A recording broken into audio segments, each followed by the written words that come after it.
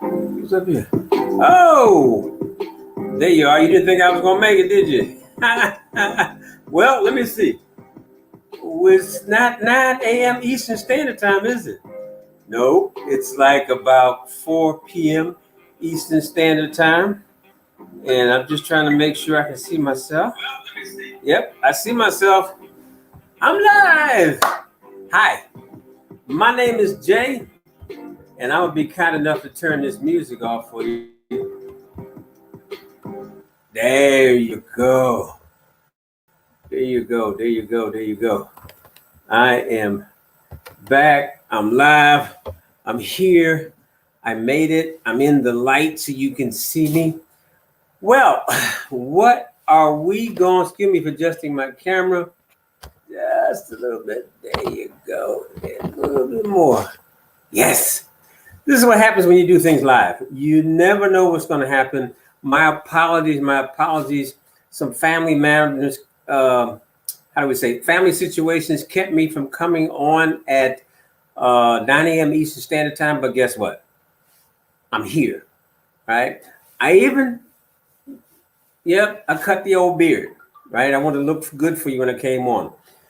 How do you say this? Thank God for being alive. You know what just struck me? When I was in Vietnam, New York, I can't see the name because she didn't click the link, but I bet that's Jenna right there. All right. I made it. I'm late, but I made it. I guess with a name like early, you can't really be late, can you? All right, where was I going? I said, Vietnam. There was a guy, and the guy was for real. In fact, Robin Williams actually did a program on him. It's called Good Morning America. I'm a witness. The guy was real. Okay, I was in Vietnam in 1966, and this guy would come on every morning. Now, think of this just for a second. You're in an area where you really don't want to be. Your life is on the line. I mean, they had artillery coming in, and you're at risk anytime you're in a war zone because you never know where the bullet's coming from. Period. Okay. Landmine, whatever. Vietnam was the same thing. In fact, they call those bungee sticks would come up out the ground, all that kind of crazy stuff. Well, number one, I was fortunate enough. I had two jobs over there. One was an office job, but I was only like 4 kilometers from the DMZ. The second job, I was actually volunteered to get out of there to drive a tractor and trailer from Cam Ranh Bay to Nha Trang, I believe it was, right? So I had some experiences there as an 18-year-old. I'm one of those turned 19. But the one thing I never forgot, this guy would come on every morning and he would say, "Good morning, Vietnam." And you would say, is this guy crazy? But he was a morale booster for a lot of people. And I believe he kept a lot of people sane during bad times, right? So I never found out the guy's original name, but I truly thank him. In fact, he led me actually to try out for AFN radio when I came to Germany, all right, when I left Vietnam. Because this guy, he was really an inspiration to all of us. So let's go ahead and get on with today's program. I'm going to try to make it short and sweet, but at the same time, meaningful to you. I'm going to do this in reverse today. I'm going to start with my affirmations, right? You know, I told you I have a list of 20. I always pick some off of there. One thing that's very important to me, right? Every morning, I am the am, number one. And I am very happy and grateful every morning that I wake up and I can hear my lovely wife of over 53 years breathing beside me. That's my first affirmation. Then, of course, I thank God from my heart that my whole family is here and healthy, especially during these times. All right. And then I go through my list. Because now this is what we call my wish list. I am so happy and grateful that I'm living in abundance. I'm so happy and grateful that I am a millionaire, that I attract money very easily, that people attract very easily to me. I'm so happy and grateful that my show right here has 10,000 viewers, and my Facebook group, Jay's Seven Figure Club, has over 10,000 members. That's mine. What are yours? Now, if a person ever got an email from me, one thing they will always notice at the end of the email, it always says, if it's to be, it's left up to me. And I think I've had that on my email probably about 20 years at least, because it's something I truly believe in my heart. No matter what I say to you to inspire you on this program, you have to remember in the end, any dream that you have, any vision that you have, in the end, it's up to you, right? People like myself can provide the knowledge, they can provide the inspiration, the motivation, but success in the end is left up to you. All right, let's talk about today's topic. Oh, quote for the day. Oh, back up. Quote for the day. Success is walking from failure to failure with no loss of enthusiasm. And my apologies, I did not write down who wrote that. Okay, I'll let you know tomorrow on the show. Okay. Success is walking from failure to failure with no loss of enthusiasm. Why is that? Because we know to get where we're going, we do have to fail and get back up again. Because success doesn't have a straight line attached to it. You will have disappointments, which you classify as failure. Right? I call it a lesson in learning. Because when you fail, my apology, what you're actually doing is saying, okay, well, I tried it that way. It doesn't work. So let me try it another way. Okay. So even though they say from failure to failure, in my mind, you're not really failing. You're just finding out what doesn't work. That's what it comes down to. Okay, today's topic. This is a good one. And it's some tongue twisters in today's, okay? 8 paradoxical habits of widely successful people. If you're ambitious, you're bound to feel like a failure from time to time. Lofty goals lead to inevitable moments when you aren't living up to your expectations. Now, today's article I'm going to be taking from a gentleman by the name of Travis Barry. I think this is the second article I've used from him. Okay, he is starting to be a favorite of mine because I like a lot of what he writes. So, in this article, originally published on LinkedIn Pulse, Dr. Travis Bradbury shares the counterintuitive habits of some of the world's most successful people. Try them out and see where they take you.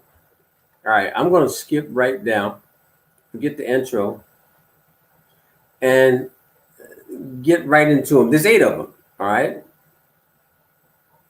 So, number one says, they're polite yet completely unafraid to rock the boat. Successful people are what I call gracious disruptive, okay? They're never satisfied with the status quo. They're the ones who constantly ask, what if and why not? They're not afraid to challenge conventional wisdom, yet they don't disrupt things for the sake of being disruptive. They do it to make things better. Still, they're polite and considerate, and they don't draw attention to other people's mistakes just to humiliate them. However, that doesn't mean they sit back and let people wander off in the wrong direction. They won't hesitate to speak up when it's time to change course. Now, have I been accused in my life of being disruptive? Yes. I had a very successful sales career. And a lot of times I would go to meetings, and I'm one of these guys, okay? If I can do something, I believe in my heart that you can do it too. And on the sales team that I was on, there was 120 of us. And I was blessed to always end up in that top 5. Okay.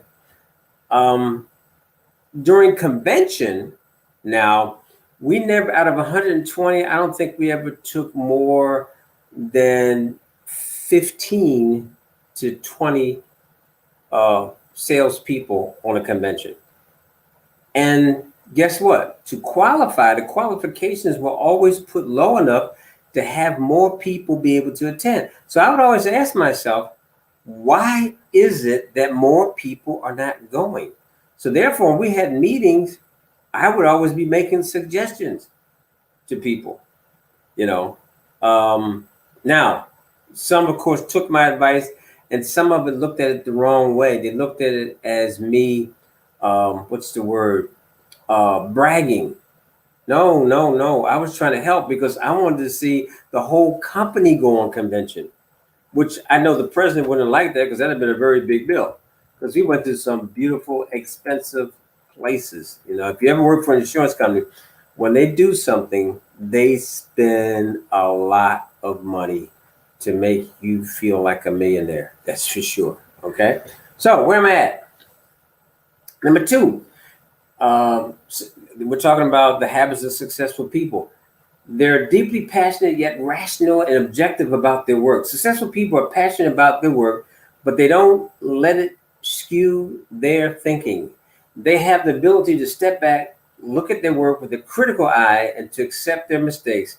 If it's a disaster, they'll admit it because they realize that it's better to try something different than to put on something subpar with their name on it. That sense of detachment also allows them to accept feedback from others without taking it personally. I always tell people this: I will be learning all of my life. Because here's the one thing about success, okay? Keep this in the back of your mind. You cannot spend the money that you made yesterday. And when you're in direct marketing, you're always looking to make the next deal. Okay. So if last year you made $100,000, so what? What are you going to do this year? Okay. So don't live in the past. Always be forward thinking. And number 3, they're convergent and divergent thinkers. Convergent thinking is what's measured by IQ tests. Rational thinking, they typically result in a single right answer. Divergent thinking, on the other hand, is less precise. It's about generating ideas and asking questions like brainstorming. Okay. I really believe in brainstorming.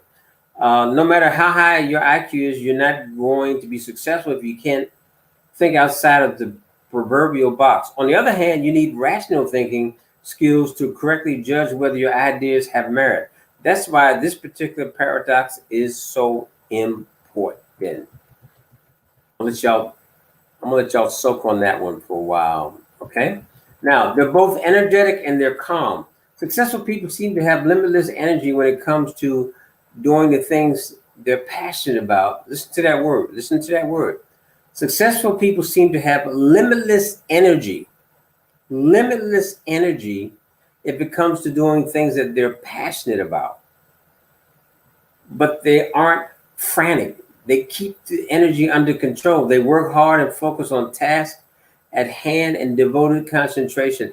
I know a young lady who's watching this call right now, and I know that she gets up at 5 o'clock in the morning because I've talked to her when she's having a 5:30 cup of coffee.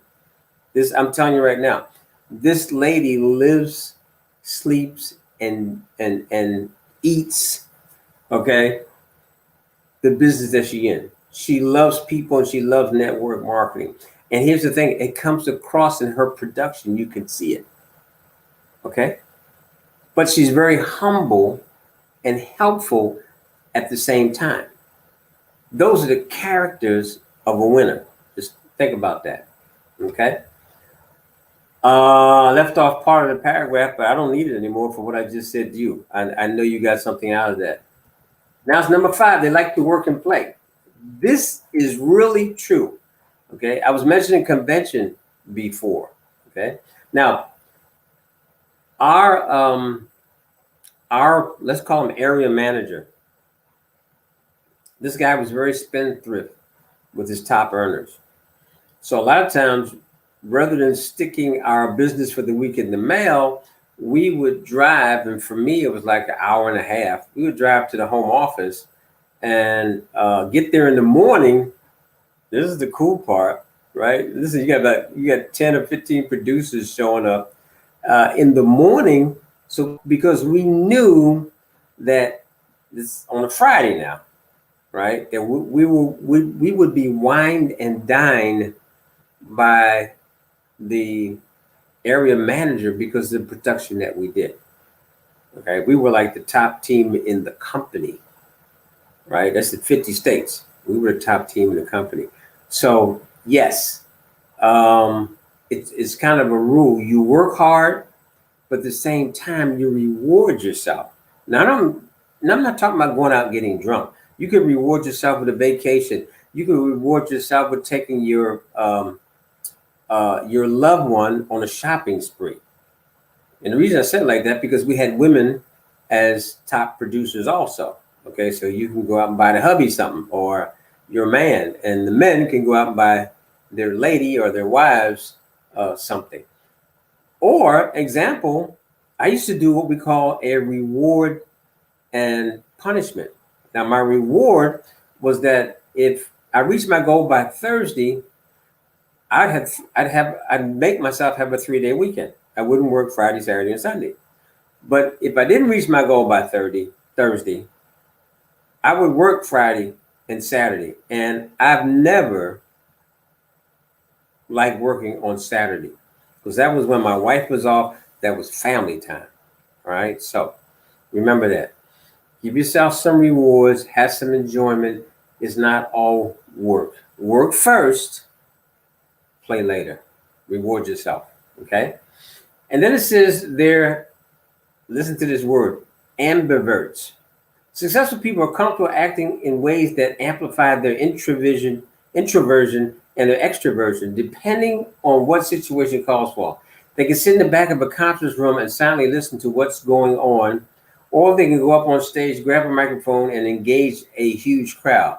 And they look just as comfortable doing one or the other. Okay, I remember when I was in the States in 2008, they would have these super Saturdays, right? And you would go to this big, you would meet in a major town in that state, and it would be a day thing. Okay, so you would have the big boss, the big hunch show up. Of course, I'm talking about direct marketing. And he would give his speech, recognize people on the team that done good. Of course, you'd have a good meal, but sometimes they would call on you on the spot. And I used to be a microphone hog. I love talking in front of people. Okay. I remember one time in this, I worked with the military in this one crowd, this sergeant major, I knew him when he was, I think he only had 3 stripes back then. Sergeant major's 9 stripes. So he remembered me, and this guy had me come in and talk to over 600 of his top NCOs or top management for civilians that don't know what I'm talking about. That was an experience, right? Love it, love it. Give me a microphone, let me go. Or, remember I said I'm always learning. And the only way that you can learn is to do what? Be silent. All right, so you have to be able to take on both roles. Number 7, I love this one. It says, successful people, they're naive and smart. No one would argue that intelligence is an important part of success, but many successful people also have a childlike lack of awareness, or maybe it's a lack of respect for the type of constraints that other people blindly accept. They're not limited by what people tell them is possible. Do you know why? Okay, because number one, if you're in direct marketing, of course, we know you're an entrepreneur, but you're also an independent thinking person. You have to be able to think on the spot for yourself. And a lot of us, sad to say, we're like developed on the farm of you have to have a job to be successful. Okay, I grew up in a household where it was you were going to college. It was that's just the way it was. But now we've come to find out in this century that college is, yeah, it's okay, but it's not really required to have success in business. Okay. A lot of good old street knowledge will actually get you further. So I guess you would say you could miss a combination of both. And number 8, it says they're both humble and proud. Taking pride in your work is absolutely essential for success, but successful people know they wouldn't be where they are without people who came before them and those they've worked with along the way. They know. I'm gonna stop right there. I'm not even gonna go the rest of the way because this is what's important, and this is I'm giving you my opinion, my experience. Okay, I remember I told you I've been online since 2012, but I've been in direct marketing since wow, yeah, 1980. Okay, and number one, you will always meet someone that knows a little bit more than you know. Okay, so in your mind, you're the greatest. Yes, you're the greatest. You are the best in your mind. But now, if you do meet someone that knows a little bit more than you do, you have to be willing to listen to learn. This is why I always tell people that I'm always learning. I'll be learning until I turn off my computer. That's the way I see life. Okay, I'll be learning until I turn off my computer. A man who doesn't learn, my opinion, or is not willing to learn, he's a fool. Okay, because think of this: you're given knowledge, and that knowledge is not yours. It's your job to pass it on to help somebody else out. There's no such thing as your knowledge. Everything you've learned, someone's learned it before you. Okay? All right, keep that in mind. I pray somebody's got something out of today. I've had fun. I've enjoyed it. Let me peep inside my group here. Winston Churchill, thank you. Somebody did some research on that one for me. But that's who it was. It was definitely Winston Churchill. Tomorrow, 9 a.m. Eastern Standard Time. It's Tuesday. Tuesday is a day in the week nobody ever talks about. You have Motivational Monday. You have Wednesday. That's Hump Day. And Friday is Thank God It's Friday. But nobody talks about Tuesday and Thursday. Okay? Tuesday and Thursday are important parts or days of the week also. So you enjoy the rest of your day. Do something successful. And remember, if it's left up to me, it's up to me. So I'm in this one like this. Always keep this in the back of your mind. God loves you, and so do I. God bless.